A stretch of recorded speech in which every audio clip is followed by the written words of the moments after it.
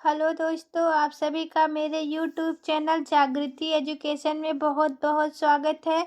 आज फिर मैं लेके आई हूँ इतिहास का अति महत्वपूर्ण प्रश्न जो परीक्षाओं में बार बार पूछे गए हैं। तो बिना देरी करते हुए क्लास को स्टार्ट करते हैं।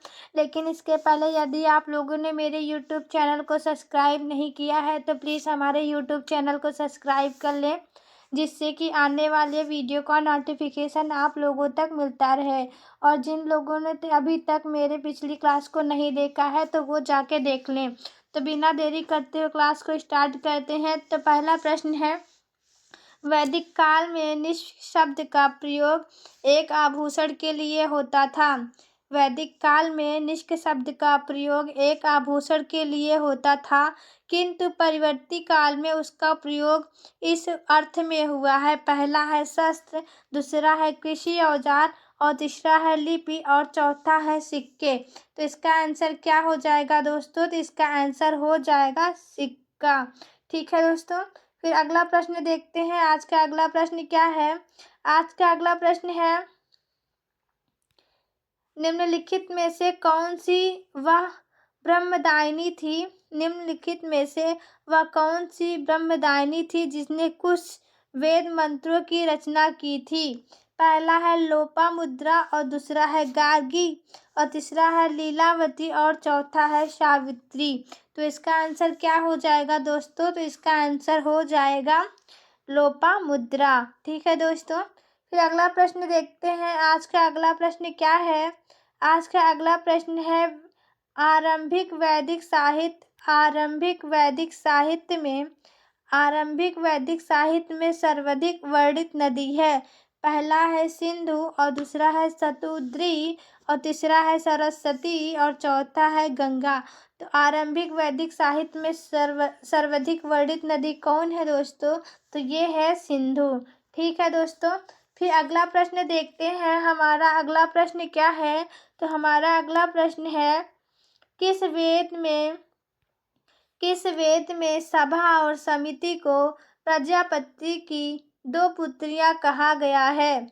किस वेद में सभा और समिति को प्रजापति की दो पुत्रियां कहा गया है? पहला है ऋग्वेद में, दूसरा है सामवेद में और तीसरा है यजुर्वेद में और चौथा है अथर्ववेद में। तो किस वेद में समिति के प्रजापति की पुत्रियों को दो पुत्रियां कहा गया है? फटाफट आंसर बताइए। तो इसका आंसर हो जाएगा अथर्ववेद में। अथर्ववेद में। ठीक है दोस्तों, फिर अगला प्रश्न देखते हैं। हमारा अगला प्रश्न क्या है? हमारा अगला प्रश्न है, ऋग्वैदिक काल के आरंभ में निम्न में से किसे महत्वपूर्ण मूल्यवान संपत्ति समझा जाता था? ऋग्वैदिक काल के आरंभ में निम्न में से किसे महत्वपूर्ण मूल्यवान संपत्ति समझा जाता था? पहला है भूमि को, दूसरा है गाय को और तीसरा है स्त्रियों को और चौथा है जल को। तो इसका आंसर क्या हो जाएगा दोस्तों? तो इसका आंसर हो जाएगा गाय को। ठीक है दोस्तों, फिर अगला प्रश्न देखते हैं। हमारा अगला प्रश्न क्या है? हमारा अगला प्रश्न है, वैदिक काल में किस जानवर को अघन्या माना जाता है? वैदिक काल में किस जानवर को अघन्या माना गया है? पहला है बैल को, दूसरा है भेड़ को और तीसरा है गाय को, चौथा है हाथी को। तो वैदिक काल में किस जानवर को अघन्या माना गया है? तो ये माना गया है गाय को। ठीक है दोस्तों, फिर आज का अगला प्रश्न देखते हैं। हमारा अगला प्रश्न क्या है? तो हमारा अगला प्रश्न है, निम्नलिखित में से वैदिक देवताओं में किसे उनका पुरोहित माना जाता था? निम्नलिखित वैदिक देवताओं में किसे उनका पुरोहित माना जाता था? पहला है अग्नि को, दूसरा है बृहस्पति को और तीसरा है घोष को और चौथा है इंद्र को। तो किसे पुरोहित माना जाता था वैदिक देवताओं में से? तो फटाफट आंसर बताइए। तो इसका आंसर क्या हो जाएगा? इसका आंसर हो जाएगा बृहस्पति को। ठीक है दोस्तों, फिर अगला प्रश्न देखते हैं। आज का अगला प्रश्न क्या है? आज का अगला प्रश्न है, निम्नलिखित में से किसे ऋग्वेद में युद्ध का देवता समझा जाता था? निम्नलिखित में से किसे ऋग्वेद में युद्ध देवता समझा जाता था? पहला अग्नि को, दूसरा है इंद्र को, और तीसरा है सूर्य को, और चौथा है वरुण को। तो ऋग्वेद में युद्ध का देवता किसे समझा जाता था दोस्तों? तो ये समझा जाता था इंद्र को। ठीक है दोस्तों। फिर आज का अगला प्रश्न देखते हैं। आज का अगला प्रश्न क्या है? तो हमारा अगला प्रश्न है, निम्नलिखित में से पूर्व वैदिक आर्यों का सर्वाधिक लोकप्रिय देवता कौन था? पहला है वरुण, दूसरा है विष्णु, और तीसरा है रुद्र, और चौथा है इंद्र। तो इसका आंसर क्या हो जाएगा दोस्तों? तो इसका आंसर हो जाएगा इंद्र। ठीक है दोस्तों। फिर अगला प्रश्न देखते हैं। आज का अगला प्रश्न क्या है? हमारा अगला प्रश्न है, वैदिक कर्मकांडों में होता का संबंध है। वैदिक कर्मकांडों में होता का संबंध है। पहला है ऋग्वेद से, और दूसरा है यजुर्वेद से, और तीसरा है सामवेद से, और चौथा है अथर्ववेद से। तो वैदिक कर्मकांडों में होता का संबंध किससे है दोस्तों?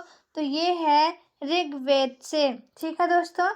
फिर हम अपना अगला प्रश्न देखते हैं कि हमारा अगला प्रश्न क्या है। तो हमारा अगला प्रश्न है, आर्यों का आर्य शब्द का शाब्दिक अर्थ है। आर्य शब्द का शाब्दिक अर्थ है। पहला है श्रेष्ठ, दूसरा है विद्वान, और तीसरा है पुरोहित, और चौथा है योद्धा। तो आर्य शब्द का शाब्दिक अर्थ क्या है दोस्तों? तो आर्य शब्द का शाब्दिक अर्थ होता है श्रेष्ठ। ठीक है दोस्तों। फिर अगला प्रश्न देखते हैं। हमारा अगला प्रश्न क्या है? हमारा अगला प्रश्न है, वैदिक काल में बलि शब्द का क्या अर्थ है? वैदिक काल में बलि शब्द का क्या अर्थ है? पहला है बलिदान, दूसरा है बैल, और तीसरा अनुवांशिक, और चौथा है प्रजा द्वारा शासक को दी गई भेंट। तो बलि शब्द का क्या अर्थ है वैदिक काल में दोस्तों? तो इसका आंसर क्या हो जाएगा? प्रजा द्वारा शासक को दी गई भेंट को बलि वैदिक काल में कहा गया है। ठीक है। फिर अगला प्रश्न देखते हैं। हमारा अगला प्रश्न क्या है? जीविकोपार्जन हेतु वेदांग पढ़ने वाला अध्यापक क्या कहलाता था? जीविकोपार्जन हेतु वेदांग पढ़ने वाला अध्यापक क्या कहलाता था? पहला आचार्य, और दूसरा अर्धायु, और तीसरा उपाध्याय, और चौथा है पुरोहित। तो क्या कहलाता था जीविकोपार्जन हेतु वेदांग पढ़ने वाला अध्यापक दोस्तों? तो ये कहलाता था उपाध्याय। ठीक है दोस्तों। फिर अगला प्रश्न देखते हैं। हमारा अगला प्रश्न क्या है? हमारा अगला प्रश्न है, संस्कारों की कुल संख्या कितनी है? तो संस्कारों की कुल संख्या कितनी है दोस्तों? पहला है 10, दूसरा है 12, तीसरा है 15, और चौथा है 16। तो संस्कारों की कुल संख्या कितना है? तो ये है 16।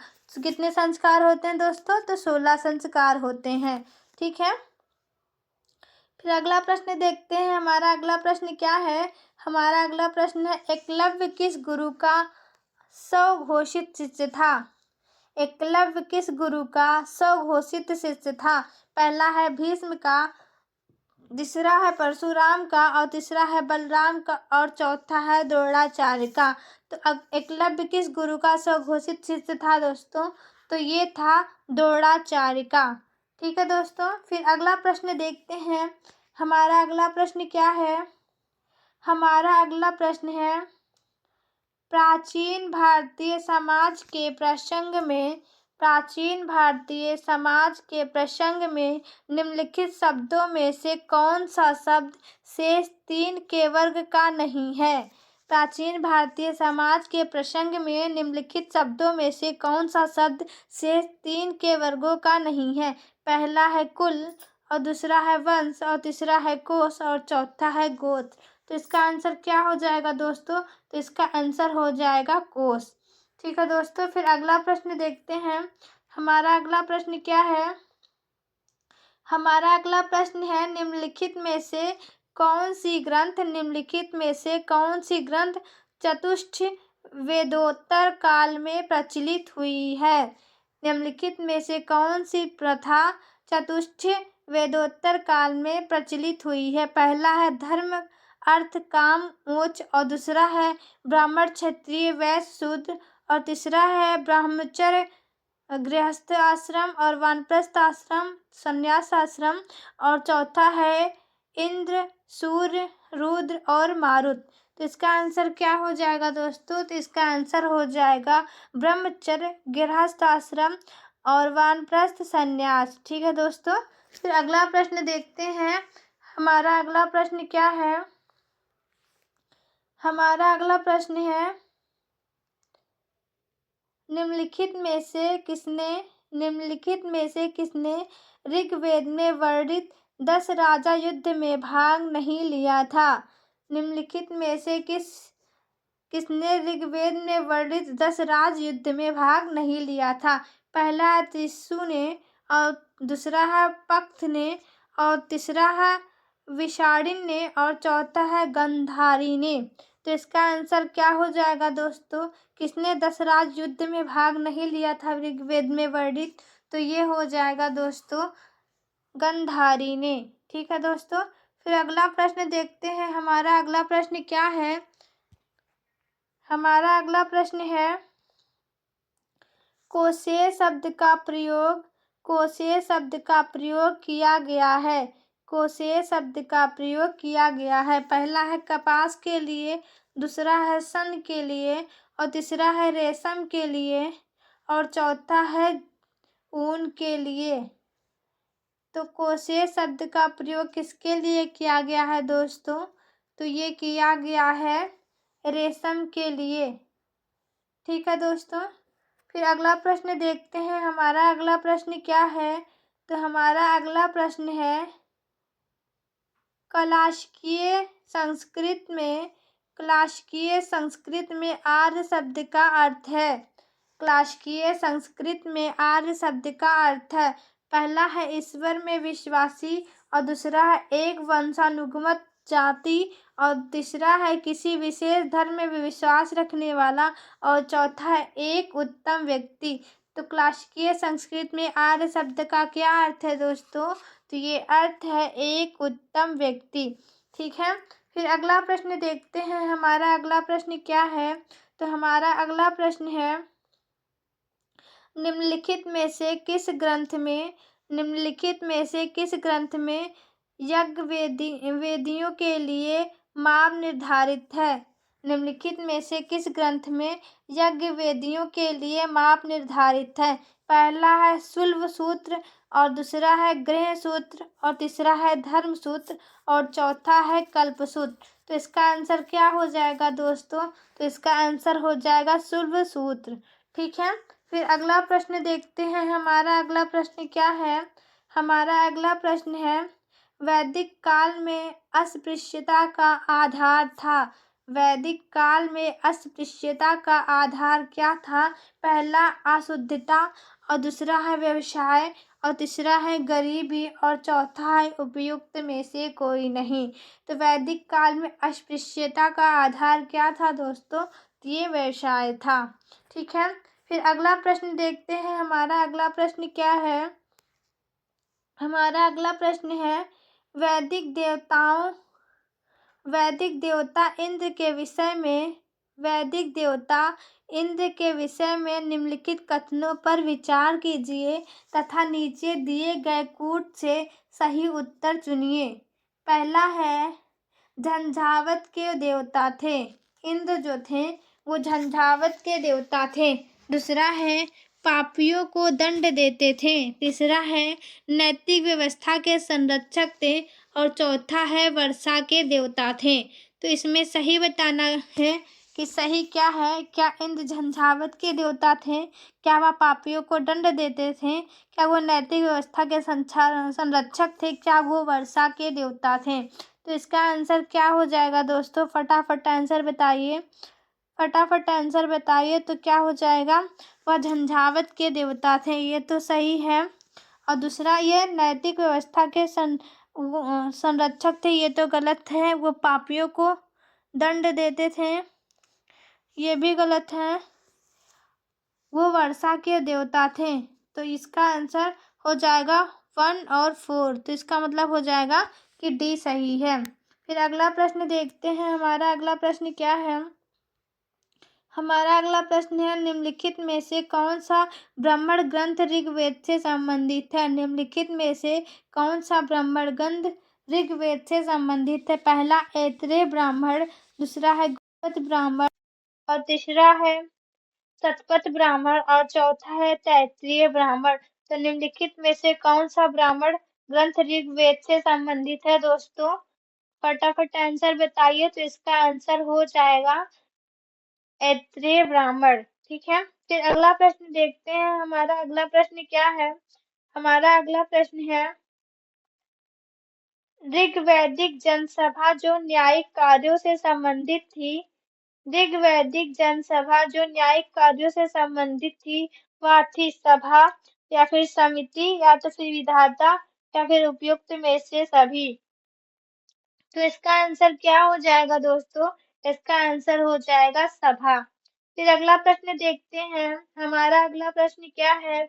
हमारा अगला प्रश्न है, भारतीय संस्कृति के अंतर्गत ऋत का अर्थ है। भारतीय संस्कृति के अंतर्गत ऋत का अर्थ है, पहला है प्राकृतिक नियम और दूसरा है कृत्रिम नियम और तीसरा है मानवीय नियम और चौथा है सामाजिक नियम। तो भारतीय संस्कृति के अंतर्गत ऋत का अर्थ है, फटाफट आंसर बताइए। तो ये हो जाएगा प्राकृतिक नियम।